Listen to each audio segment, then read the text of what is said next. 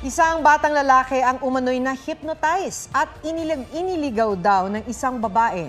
Ang kanyang magulang nagpatulong sa mga pulis at sa social media para mahanap siya. Narito ang report ni Von Aquino.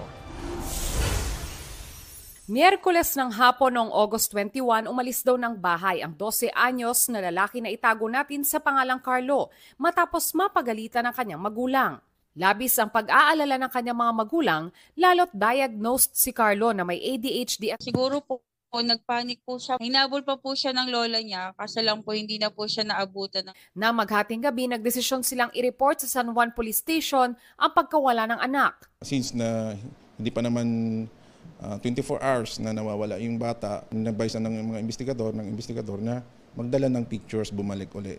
Kasi para mai-distribute natin at may pakalat. Sabi po ng teacher niya, ma'am, sabi daw ng classmate niya, may nakita daw pong kasama na babae. Tapos po binigyan daw po siya ng turon. Nang mag-post at manawagan sa social media ang ina ng bata. May nag-text na po agad sa akin na sabi po, 5 PM daw po, nakita daw po nila sa Cubao Farmers Garden. Dali-dali po kami nagpunta po sa Cubao ng mga 2. Inabot daw sila ng alas 6 ng umaga ng Huwebes sa paghahanap pero bigo silang makita si Carlo. Saka lang nakita ang bata nang bumalik ang kanyang ama sa Cubao 8:30 ng umaga. Puro grasa na po yung mukha niya, yung katawan niya, yung paa niya, ma'am. Tapos gutom na gutom po siya.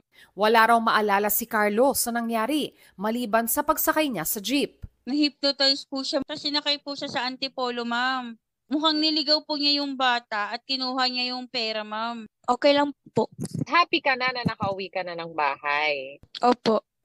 Isa sa ilalim si Carlo sa counseling ng CSWD para tugunan ang trauma niya dahil sa nangyari.